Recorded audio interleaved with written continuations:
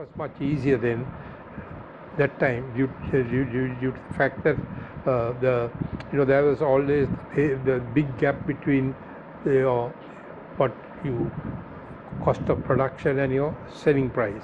So there was profit was made in most estates, and there are no political interference. Wages were determined direct negotiations between the Employees Federation and the companies. No political interference. So any wage that you arrived at was on a reasonable level because the union. So because of that, and there was, and of course the main thing is there was discipline in the country, So that's the great thing. So life was much easier. But having said that, that doesn't mean that all the company estates were well run. There were some estates which were in bad condition, not due to the company. There were some superintendents then, like now, who didn't do their job, who things were in number, but that is the basic thing. Then you came to the nationalized period, as we said. That was different in the sense that things started getting difficult, say for a superintendent, because directly due to political interference, particularly in the low country, not in the up country. Maybe a little thing, as I told you, the estate that I worked on, there were pre-nationalization, there were some 5 watchers. When I went 20 years, there were 30 odd watchers due to sheer political things in the low country. So that was there. But on the other hand, both JDB and SVC, the inputs went in agriculturally, and even the factories up to a great extent were well looked after, because the then both governments thought these are national assets. These belong to us. So it's in our interest to see that we look after it. And therefore, say, stemming from that, if we had a bad year, they may have cut a little here and there, but the basic inputs went in. So coming out of that, and when you come to the current period, as I said, most of the JDB and SPC estates were in good agricultural order. The companies will not agree, or that they will not, and I have had big arguments with them. But if you look at the facts and figures, but having got that, they had severe difficulties of their own, not of their making, due to, as Anura said, the commodity prices in the last 15-20 years have gone really there have been some very, very sharp fluctuations. There have been some peaks, amazing peaks, but similarly there have been some severe downward trends which have continued for a long time. And quite recently, both tea and rubber prices declined very, very sharply. Now that is not normal. Generally, the general pattern has been that tea prices go up, rubber prices may come down or stagnate a bit. Then rubber prices tend to go up and tea prices stagnate. There has always been a countervailing influence in the commodity price fluctuation. But latterly, both have come down, and that has really affected the economic stability of the plantation, plantation companies. So that's a huge thing. With the JDB and SPC, even we had a bad time, the treasury funded, no problem. Today, if we have a bad, when we had a bad time, the companies, you have to go to the banks. And the banks are not there to just dole out money. I think every company or most companies are heavily indebted to the banks. So that's a huge problem. I don't know how you get out of it now. Probably you may or may not be aware, the last wage increase totally interfered by the government and by the Prime Minister eventually. The employers were able to convince the government, we can't pay this. So they gave a loan of 1 billion rupees to all the companies, except 1 or 2, I think. $1 billion to pay the wages, and that has to be paid back. I don't know the details of it. So that will give you an idea of what the situation today is, that the government was forced, having first and foremost given an wage increase, forced the companies, then they realized that was untenable, then they give a loan. So this is a huge problem that is there. And as it stands now, that loan has to be paid back now. So those are the problems that we faced. And of course, once again, these political problems. I work for the JDB, and I also worked in the regional office Anura area for 3 years as the deputy to the then regional manager, Mr. Gunasekera. And I would say that at that time, there was a very strong focus on cost management as well. And then there was no question of money being given idly. You were allocated funds for essential work. Certainly, there was a greater focus on the development of the estates in relation to long-term benefit, which was something that even some of the companies did. Yeah. Particularly one of the companies prior to nationalization, withheld certain inputs simply because of the threat of nationalization hanging over them, which was, I suppose, natural. But once the JDB and SLSPC took over, there was quite a lot of expenditure, funds allocated for essential work, and that was not a negative thing in the sense that you also expected to make a profit. In fact, now, and you see, there are two factors. One is there is a policy decision taken by the government at that time. The estates were and still are owned by the government, don't forget. So they said it doesn't matter whether it's the JDB, SPC or Kalani Valley or Talawakele who are running it, we are the owners. And we have to see that the estates are okay. Sorry, not with Talawakele, but during their time. Of course, with the leases coming in, it's a different thing altogether.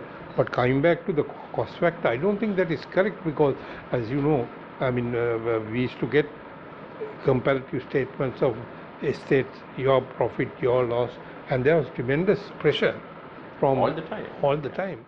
Maybe up to a point. Some other, as I say, say the superintendent, say chaps who took the easy way out, they may have sent some bills, and then, well, if they sent some bills and it was passed when it should not have been passed, well, that was not the superintendent's fault. The guys now above him.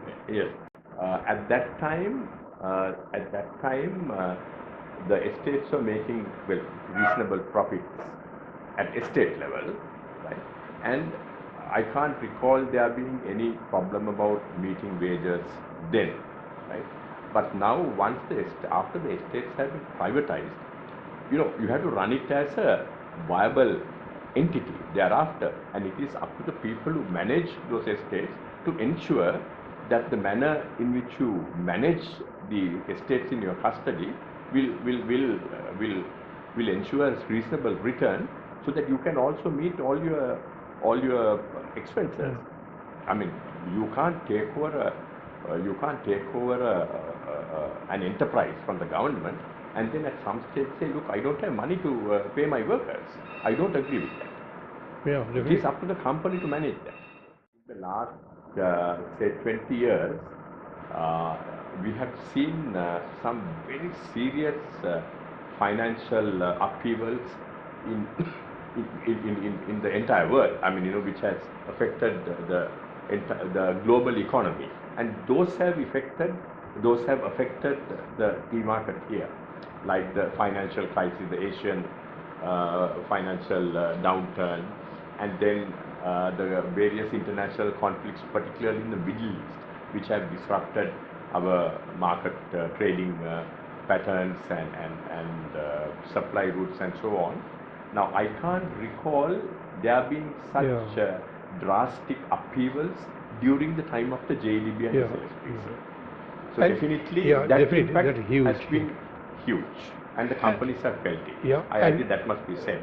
And we must also, even if we had financial problems with the state, JDB and SPC, the Treasury always gave them money. That's a fact. At that time, yes. At that time. But now, Treasury not giving them money, so the companies have to go begging to the banks. Now that is where the problem is. And as you know, banks just don't give you money like that. So that's why a lot of the companies are in severe financial difficulties due to the drop in commodity prices, world commodity prices, which was not acute those days. I think that is the other side of the coin. That is, the privatization took place, let's say the actual year was 1992, and we've now gone through 20, 26, 27, 26 years of privatized management with the RPCs. So the privatization of the plantations took place when the ethnic war was at its worst, and the government was actually very much on the losing side at that time.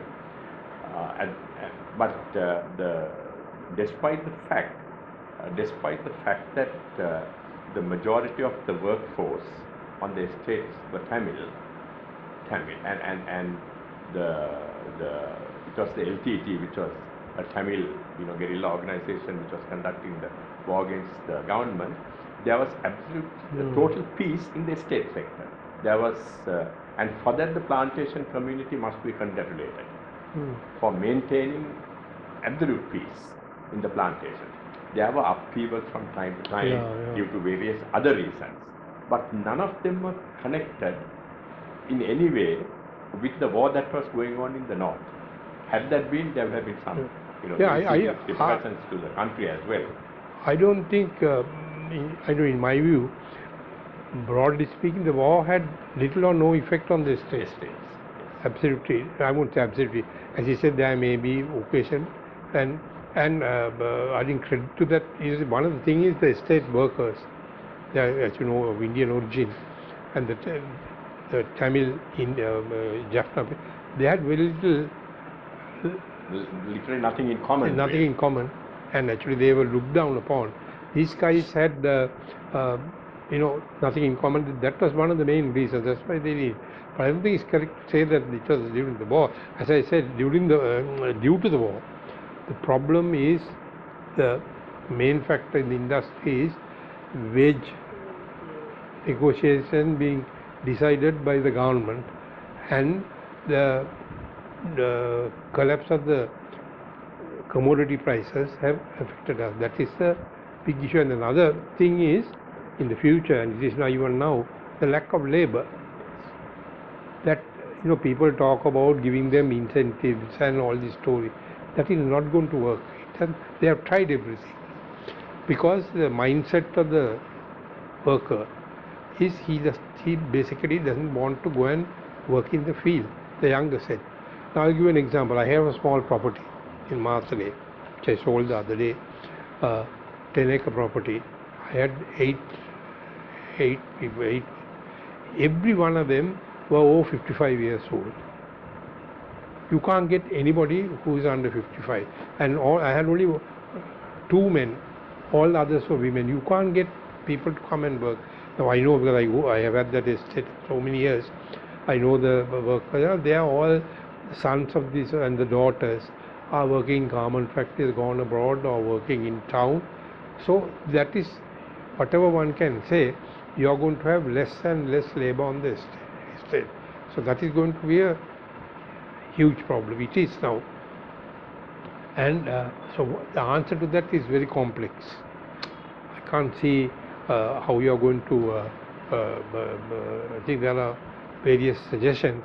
Increasing wages is not really the answer. It's not going to get you anywhere. Fine. I mean, that really, because the wages have been increased in the last 25 years, the wage has gone up by about, if I'm not mistaken, by about 320% between 1992 and today. I am open to correction on this, but there has been a massive increase in the wage, but there has not been a consistent return in terms of productivity. That is one issue. And the other factor, as Bhatiya said, is that the younger generation of estate residents, particularly the children of older estate workers, are not interested in working on the estate. They prefer to get lower paid jobs outside. It's the same with the village workers. Now my estate is in the village. There are not one young Sinhalese, not one Sinhalese who will work on the estate there. But there is other work. It's available. So this is going to be a huge problem. If you are thinking about the answer to that's a very complex problem. Very complex, you can't just answer it. But what I basically feel is that estates will be left with a small labor force where you will have to manage with much lesser extent. Obviously, that means VPT and also higher inputs and manage it that and do replanting on estates where it has been not done in the way it should have been. But it's easier said than done. It means a lot of money is involved. So it's a huge problem.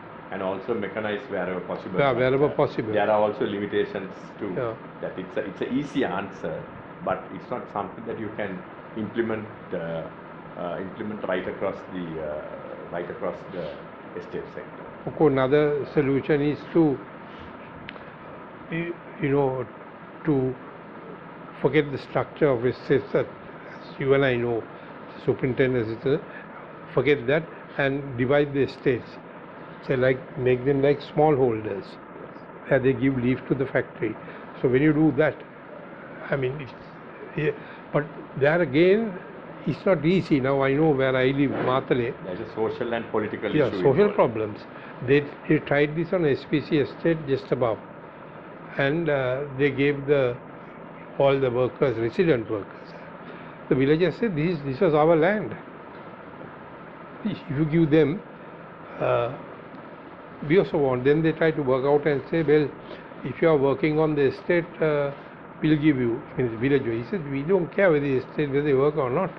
This is our land. If you are giving the Tamil workers, who give us that better bingo. So it's not an easy thing. You may be able to get off with it in the upcountry. Upcountry, yes. Where there are no villages. A model where the nominal ownership of the land is with the worker who cultivates a certain extent, but he has with an obligation to give the lease back to the factory or the estate from which the land has been leased. And with the estate, the plantation company having the authority to take that land back whenever they wish. Now, it's a very nice theoretical model. Yeah, but and actually, I think the only model on which the plantation sector can move into the future, because unless you remove this wage component from the cost, plantations will become totally unviable at some point. See, this is something like what we are talking about, what they have in Kenya. Now, Kenya, I think I was just reading the other day, more than 50% of the tea production is by the smallholders, like here in Sri Lanka. But the government has given land like this, and there are a lot of strictures, and they have to give the leave. So now the other thing is, they say if the other smallholders, villagers in down south can do it, why can't you do this here? But it's not that easy, as I said, because there is a land problem. Those guys own the land anyway. Now we are talking about you say Gaul. Now you say tea estate in Gaul, owned by the JDB. If you try to break up that estate and give it to the Tamil labor, there will be warfare. It's not going to work. So there are huge political issues involved. That's the easy solution. Yeah. But to implement it, I really can't see how it can be done unless there is political will, and also you can break through, unless the authorities are able to break through the prejudices, the inbuilt prejudices which in the minds of particularly the people who live around the estate, not on the estate. The estate workers will be quite happy to take the land over. But then you have tremendous problems with the community just on the perimeter. It will become a major political issue.